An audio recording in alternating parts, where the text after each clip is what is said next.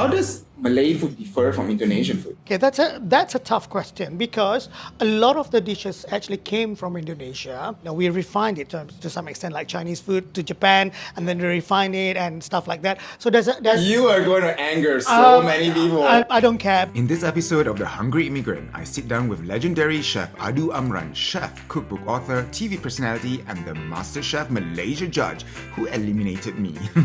We tackle the harsh reality of why Malay food is often dismissed, the Malaysia versus Indonesia food debate, and whether Malaysians are just too polite about their culinary identity. Plus, why we shouldn't be diluting our flavors for Western palates and how fermentation has always been an Asian thing. This episode promises to be raw, unfiltered, and unapologetically Malaysian, so let's dig in. Why hello there food lovers, and welcome to The Hungry Immigrant. I'm your host, Abang Brian, a chef, food researcher, reality TV star, and a guy who believes that every dish tells a story. This is where we uncover the stories behind the flavors, the people shaping our culinary world, and the dishes that bring us all together. From hidden street stalls to Michelin-starred kitchens, we dive into taste, traditions, and untold stories of food across borders. So grab a seat, bring your appetite, and let's feast on culture, one bite at a time. This time, I am with someone who I've always respected. Someone who has written a cookbook, he's been on TV shows, he's done so many things. He runs a restaurant, he works. I don't know, like this person is someone I love and hate at the same time. Because the thing that I always remember till the day I die is that he was the person in charge of eliminating me from MasterChef. So he was a judge on MasterChef as well. We have Chef Adu with us. Hello. Okay, let me correct you that it wasn't just me. There were three of us. Yeah. So he always says that, like, yeah, I kind of tried to put in a good word for you, and then like, no, this is him being kind, because usually what he says is like, well, you eliminated yourself. You kind of like your cooking was like, I don't know what you were doing, right? But it's true. But yeah. So, how are you? I'm good, very well. I'm very, very well. And thank you for having me in your podcast. And Thank you for agreeing. I was like, if we celebrate Asian heritage, I've got to celebrate my own heritage first, yes, right? Of course, and of course, my Malaysian roots are very strong. And I think being abroad has made me even more proud to be Malaysian. Yeah. Do you feel that? Oh yeah, of course, yeah. Because you have been all around the world, right? Well, I lived abroad for almost 20 years. So yeah. When I was there, it was like, it's like you feel much more patriotic about your own country. Why is that? Because, when you in your own country, you take things for granted to some extent. So when you away from it, then you start missing everything. What was the one thing that you missed the most? To be honest, I didn't miss the food so much because I could cook. Oh, that's true. Yeah, family. And that was the reason why I came back as well. So. Let's share with our audience who, obviously, it's a global audience. For someone who does not know who you are, right? How would you introduce yourself? What's the camera? This one or that one? Anyone. Yeah. I am 100% Malaysian because I was born and raised in Malaysia, but I am of quite a few different races. So my father is half Chinese, half Indonesian, half Bugis. My mother is actually half Indian, a quarter Bugis, Indonesian again, and then a quarter Yemeni. But you identify most as Malaysian. A Malaysian. Yeah. And what is Malaysia? Malaysia, as a country, is a very diverse country. I don't like to live in a pigeonhole myself, right? So if I were to put it in a section or category, if you like, culturally, I'm more Malay. Yeah, because I was brought up in a Malay society, and was brought up as a Muslim. But as a race, I always say that I'm Malaysian. With all your different ethnic background, being abroad so much, do you think that has actually played a role in the type of food you cook or the type of food you like?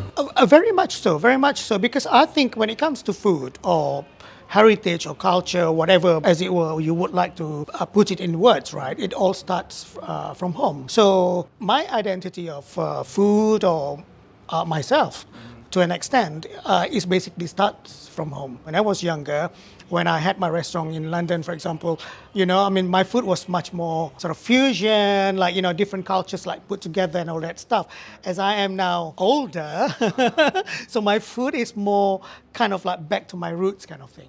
Okay, so Yeah. like share with us what's your roots. Like my paint me a roots? picture of Oh. a home that little Adu Amran was in. Oh gosh, I mean, like if you guys can see this place, I mean, this is the representation of myself. You know, I mean, the restaurant is me. Whatever that you see is basically created single-handedly by me because it's like an expression of oneself, if you like. You know, so it's not you know, we're talking about, you know, your identity. So my identity is not I'm a chef, I'm a cook. You know, so I cook obviously. So that's what. Pays my wages, you know, I mean, I earn a living by cooking, right? But it goes much further than that. So, you know, I decorate, I paint, and, you know, to create an ambience that I would feel most comfortable before anyone else. For those people who are listening to this podcast, you've got to check out the video on YouTube. The link is in the description. We are all TV people, and I've done radio, but like podcast is a new thing. But anyways, we have put the link in the description of the podcast, so please check out the YouTube to really understand what Chef Adu is talking about, because I think really the problem with podcasts is like it's 100% audio, and like a picture is worth 1,000 words, right? They always Yes, say that, of right? course, yeah. And when it comes to describing Chef Adu and his restaurant, I think, like I told my assistant when you come in here, like when you walk into this place, I don't know how to describe it, but you're walking into the mind of that chef. Like the walls, everything that you see around, I believe that the green wall, all the walls you Yes. painted yourself, like Yeah. there are paintings everywhere. Yeah. And it is true, like I mean, I see a lot of like Malay yeah. kind of influences, but also there's like some Indian influences, some like, you know, Chinese, like there's that bird that I think is more Chinese than anything. Yes, right? yes, yeah. So this is who he is, I guess. But Yes. in terms of food, Yeah. right, how would you describe the food? I grew up eating the very kampong Malay food. Okay. Yeah, because, you know, because of the environment, and also my late grandparents were living in a kampong in Batu Pahat, and having a Chinese grandmother who used to live with us as well. So I got the Chinese influence from her, and then my Indian grandfather, who actually basically blended his own curry paste and all that stuff. So it's basically, oh my God, I mean, it was just everything. So Chinese, Indian, Malayu, Malay, you know, I mean, put together, either separately or, I mean, a table full of, you know, all these different sort of culture. And Yeah. when it comes to food, everyone's food story is always very authentic to themselves, right? Yeah. But like True. when we talk about Malay food, let's share with the Yeah. audiences, like what is Malay food? What is okay. kampung food? You mentioned. Okay, kampung food. kampung food, we Malays eat using our hands, right hand, not left. Okay, that's a dirty hand. That's a, you know, better hand, if you like. So culturally, Yeah. okay. So when we say dirty hand, basically the left hand is used to. This podcast is not on. It's not going to control. You can swear. You can say whatever you want. Chef. He is so polite. We Malaysians are just generally so polite. So basically, what he was trying to say is like the dirty hand. The left hand is usually to wash your butt. Yes, When you go to the that's it. toilet, Yeah. or when you know whatever business that you want to do, you wash it with the left and hand. we wash. We don't use toilet paper, so we wash. Yeah, we douche.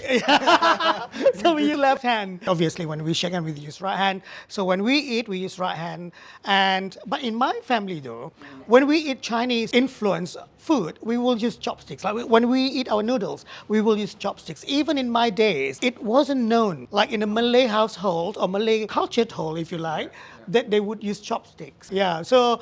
But Malay food is, from my understanding, it's full of different kinds of herbs, like the ulam, you know, like, and the sambals, you know, sambal belacan and ulam and all that stuff. But unlucky for me, my father doesn't eat belacan.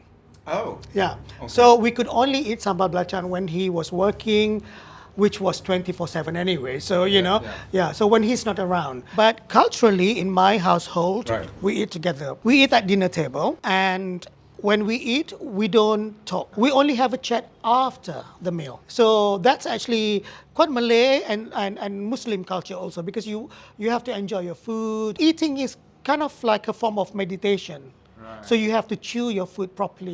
You know, I mean, it's good for your digestion system and all that stuff. It's like being very present. Yeah. Right. And I feel that is something that we are forgetting, and that's why a lot of people get into trouble with food. Yeah. Like I think you'll never overeat if you actually respect your food and you eat it properly. Oh, right? definitely. But coming back to this, I think this is a very interesting point, because I heard once, I don't know whether it's true or not, someone told me that, and this is part of one of my participants in my research, we're talking about how do we eat, right? Yeah. And Some people actually say that they borak or they chat over a meal, but there were also people who said like, no, we don't talk. And they said because their father told them that when you're eating, it is a form of blessing. It's a blessing. Yeah. Right? They basically told me that food is kind of a blessing, and when we eat it, and if we talk, especially when we talk about bad things, it's like wishing bad onto, I don't know, the food or whatever it is. Yeah. Talking about bad things in Malay culture is actually a prayer. Yeah. So if the more bad things that you talk about, the more bad things will come into your life, kind of thing. So culturally, it's very much like that. And even now, I'm so used to not talking whilst having my meal, of course, at home, you know, when I'm outside or when I have my dinner or lunch with friends, of course, I would talk because it's a very European or Western culture to talk over meals and stuff like that because you don't really get time together with your loved ones. So whenever you have a meal together, then that's when you talk. But in my family, it's always afterward. When you have like your coffee and desserts, if you like. Oh, that's interesting. Yeah, let's not go too deep there. Okay. I think that these conversations should always be revisited, and we can't put everything in 1 hour. Yes. Or the short period that we have, because obviously our listeners also will, I don't know, anyway, first of all, if you guys are listening, thank you for listening. I didn't know that people would listen to us like babble on about food and culture, but I think it's just, my intention has always been to just preserve it, right? To preserve this conversation. So we'll have many more conversations, but you also talked about living abroad and, you know, how, for example, the talking thing, right? It's very European and all. So my question to you is, how do we maintain our culinary heritage when we are away from Malaysia? That's a very interesting question because, you know, when I started my restaurant in London, it wasn't a plan to preserve my heritage or whatever. It was just like me trying to have a life career, to have a job, to have something that I can call a job. And it was 1997 when I moved there. And as you know, I can paint, right? So I had a place to exhibit one of my paintings in a newly opened gallery. So I was like in this junction whether I should continue cooking or I should become a painter. So, but in the end, I thought, okay, so, you know, I have to, how many paintings do I have to sell in a month to make ends meet? So in the end, cooking won over me. So then I thought, okay, a Malaysian kampung boy who wants to start a restaurant and all that stuff. So what kind of food should I serve? You know, so nothing was kind of like studied or, you know, I mean, like the demography of the area or whatever. I just grabbed basically the least expensive outlet that I could get. Because money was tight and everything, and would do it myself. I mean, to the best ability that I could. So then I thought, okay, this is London. So they may not know what sambal belacan is and blah, blah, blah. So I thought, okay, so this has to be a combination of where I come from, my roots, and what they understand. So that's how it started, yeah. And then as I progressed, as I gained more confident, I started introducing more obscure ingredients, for example, like ikan perkasam, tempoyak, cencaluk, and all that stuff. But I am a great believer in everything in, what is the word? You can't use too much of anything. Yeah, moderation. Moderation is the key word. And I think that is very Malaysian also. We are very moderate. We're very moderate, yeah. People say that we're very passive, you know. We're not. No, we're not. Yeah. I was describing this to my partner who is Filipino because they just celebrated their Independence Day from the Spanish, right? And I told them that I was asking, like, was it a bloodless? And he's like, what do you mean by a bloodless? I'm like, well, in Malaysia, we got our independence like from the British through negotiation, and there was no bloodshed. Of course, the historians, keep your knickers on. I mean, there was like pemberontak. Of course, like, yeah. The Revolts and the everything. Revolts, Yeah. you know, back in the days. I'm not gonna discount, you know, Another all the podcast, warriors. another podcast. But this is, but basically in general, we got our independence through negotiation, and I think that was also very symbolic of who Malaysians are. And I think the way you describe food is also very interesting, that we are very moderate in our ingredients. So you're the right person to ask. Sometimes I have so much difficulty. Either I'm limited by my knowledge or my words. Describe to me what is belacan.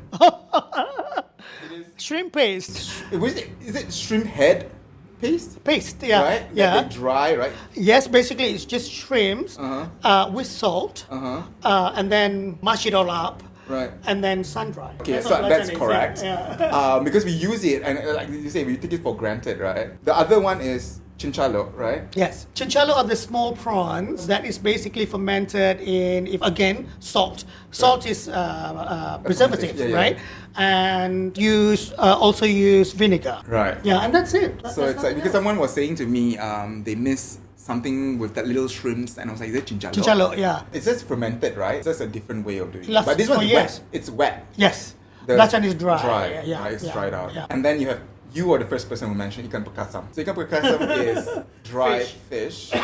That's it, right? No, preserved slash fermented fish. So the fish is basically cleaned and washed and what have you, and then salted. Like you put lots and lots of salt and asam keping, the asam gelugo or tamarind. Tamarind slices, Yeah, yes. you know, a little bit of sugar, and then toasted raw rice. Oh, I didn't And then know. and then you grind the rice, and then you mix everything together, and then you put the fish on top of each other, and then you put it in a jar, and then you keep it in a dark cupboard or whatever for about 1 week.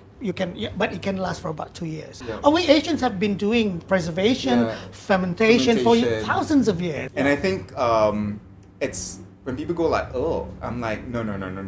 You don't get it. It's very similar to whatever you've been having. So like one of the biggest food culture that worldwide generally people know is, besides the Chinese food culture, there's the Korean food culture. Yeah. So the Korean food culture is also very like big on fermentation. Yeah. It's exactly the same thing. Yeah. I have Korean friends who love Malaysian food because it's something that they have had. It's just we use different ingredients or we do it a bit different, but the logic of it is still the same. Yeah. Like we're pretty much into fermentation. Same in India. That's why the reason why they used a lot of spices because of no refrigeration. It is a preservative, Yeah, right? yeah. Spices. If you look at our traditional recipe, okay, let's narrow it down to Malaysian food. Okay. You've traveled the world. I'm sure you've had Malaysian food abroad, and you've tried Malaysian restaurants. What's your opinion on it? I usually try to avoid. No, no, it has improved so much more. I'm a kind of I'm a very adventurous eater though. When I travel out, I don't think about Malaysian food because I can eat that at home. And when I travel, let's say I'm traveling for 2 weeks. I mean, I'm not going to miss my sambal belacan in 2 weeks' time. But if I needed to do so, maybe 7 out of 10 times I will get disappointed because hugely they are prepared for the European or the Western palates market or whatever, so they don't do it authentically. When I was doing it, I tried to be as authentic as possible, even though my food was being a bit more fusion, but I wasn't shying away from using all this cencaluk, like the stuff that we just talked about, because it's all in moderation if you know how to do it. But then again, the reason why I said I avoided it, because then I would get disappointed because they trim down everything. They trim down things because they think that people wouldn't understand. This is where we are lacking as Malaysians because we think that they're not going to like it. But look at Thai food. I mean, it's the same in Thailand or wherever you are in the world. They don't shy away from it. They're proud of their own ingredients. Yes, maybe they tone down the chilies, or on the menu they will put like 5 chilies means very hot, medium, blah blah blah. And we're not even trying to do that. What do you think that is? Being this very moderate sort of personality, so sometimes we shy away because we're lacking of confidence, we lacking of pride of our own food. Yeah, I feel that a lot also as I move away from Malaysia, being in a country that celebrates different cultures. Yeah. I was surprised because half of my family, so my sister is married to let's just say it, white people who came from the south of America. Yeah. And the Southerners are very conservative and whatever not. And I must say, every time I cook Malaysian food and I say things are spicy, like my friends who are not Asian, they would go like, I don't think it's spicy. And I'm like, oh, you wait. We're so careful. Like, Yes. I think it's in our blood that we don't want to offend people. we're very sopan, we're very polite. So do you think it's more important to be polite or to be proud of who you are? No, I think we are people's pleaser. We want to please people in order for them to like us, because I think it's within our blood, it's within our culture, if you like, doesn't matter where we came from to Malaysia, whether we're from China, India, Indonesia, whatever, and then we came to Malaysia and then we created our own culture, our own identity, and and that's why, I mean, I have people who are from the mainland China, that I know, and I have friends who are Malaysian Chinese who would hate when I say, "Are you from mainland China?" No, I'm Malaysian Chinese. You see, because they feel the difference. I mean they don't say, I mean, which is better. I don't even know what which is better, but it's just different. It is different. It is It's very, different. very It's just the difference between different cultures, different continents of the world, and all that. Funny thing that I experience a lot is it's a general thing. Like, okay, if you are in, for example, that I'm now in America, right? They'll go like, okay, you look Asian, right? So they'll be like, you're definitely, I think I'm fourth generation Malaysian, meaning to say that it was my grandfather's grandfather's grandfather who came from China. So I always identify as Malaysian. So I do have Chinese blood in me. That's why my face looks like this. Yeah. But the funny thing is, when amongst the Asians, they can't tell each other apart. But the Asians are confused by me. The Chinese from the mainland China immigrants or Chinese immigrants in America will look at me and like, you're not Chinese. Oh, really? Yeah. What do they think that you're from? They're like, oh, maybe you're Thai. Okay. And I'm like, yeah, you got it right. Southeast Asia, okay. right? Oh, Like yeah, Southeast right, Asia. right. But when I have a beard, they say, the Chinese will say, most Chinese boys don't have beards. So you are either Korean or you're not very Japanese. hairy, right? Yeah. And then, but the Koreans will say, you're Chinese. And I'm like, I don't identify as Chinese. I have Chinese blood, but I'm Malaysian. Then they were like, what is Malaysian? Yeah. That's always the question. In England, Asian means Indian. Oh, yeah. Yeah. So that's another That's thing. so Then you funny. have to start, and then when you start telling them, "Oh, I'm Malaysian." Oh, but you don't look Malaysian. Okay, tell me what Malaysian should look like. Oh, usually they fairer than you and all that stuff. Oh, you mean Chinese? Because then I have to start to explain and stuff, and I get all kinds of South American, Brazilian, and and even in Malaysia, some people think I'm Tamil.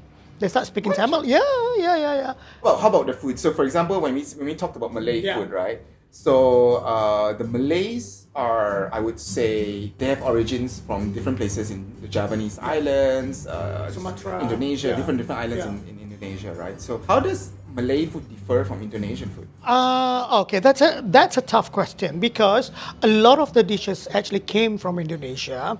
Yeah, and then the Indonesians wouldn't like it, but we refined it to some extent, like Chinese food to Japan, and then we refine it and stuff like that. So there's You are going to anger so many people. I don't care, but I think this is what my belief. I mean, I'm entitled to what I believe in, right? Then we put other influences or whatever that is available in our country to make it our own. When we talk about rendang, for example, right? Everyone loves rendang, and I believe it has been voted as the best dish in the world. Really? Yeah. So then of course, I mean, there was that argument.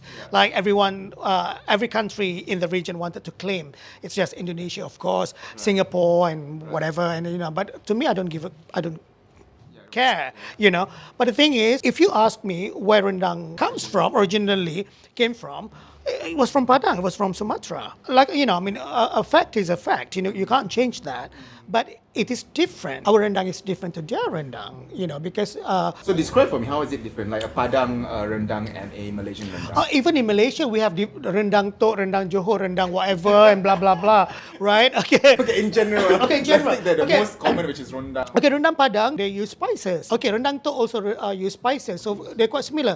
So the coriander seeds and some cumin, right? Yeah, and some cumin. And from where I come from, Johor, we don't use any spices. We use herbs, galangal, lemongrass, ginger, and onion and shallot. That's it. Yeah. And we only use daun kunyit, which is turmeric leaf. We don't use kaffir lime leaf at all. Oh my god, that is the one thing that I cannot find Kaffir lime leaf? America. No, turmeric leaf. Yes, even in I England. think yeah. we are one of the only people that used it, right? In Southeast Asia, we are one of the only people that use it in our cooking. So I'm sorry, but if anyone who owns H Mart is listening, or like 99 Ranch Mart, Import it. get this turmeric leaves. It's the finishing touch that actually brings the whole dish out. I Yes. think. Yes. Right? Yeah. For example, some curries, like my curry, I like to eat curry noodles Yeah. with lots of mint on top. Because the mint actually brings out the curry and balance everything, right? I wouldn't even cook rendang without turmeric leaf. Yeah, it's not really rendang, right? Without turmeric leaves. I mean, people say you can use coffee lime leaf. But it's different. It is different. I mean, when when I was in London doing this teaching thing, I was trying to explain to them, and they say, galangal and ginger, because I am so fed up when I see a cookery book or recipe book substitutes galangal with ginger. I'm like, this is not right. And my reasoning is very simple. You are cooking or you are baking an apple pie, but you don't have apples, so you use pear instead, but you call it apple pie. Cannot, right? Yeah, cannot. Even though they come from the same family, whatever. So for you, like the distinct taste of galangal compared to ginger? Okay, galangal tastes a bit like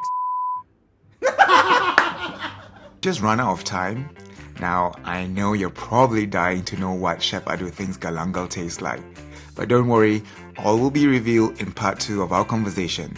So join us next episode as Chef Adu gets deeper into his culinary philosophy, his thoughts on Malaysian and Asian cuisine on the global stage, and his vision for preserving food heritage. You won't want to miss it. Till then, terima kasih and thank you for joining us on yet another episode of The Hungry Immigrant. Just by tuning in, you're already helping us to keep our stories, our flavors, and our heritage alive. But the reality is, our culture is fast disappearing. And when we lose it, we lose a part of who we are. So if this episode resonated with you, I have just one small favor to ask. Hit that subscribe button and share this show. Talk about it with your friends, your family, or anyone who loves food, culture, and the stories that bring us together. Let's keep these traditions alive, not just in history, but in our kitchens, our conversations, and our hearts. And don't forget to follow us on Instagram at Hungry Immigrant and my personal account at Abang Brian for behind-the-scenes moments and extra bites from each episode. I'm Abang Brian, reminding you to always keep your plates adventurous and your hearts open.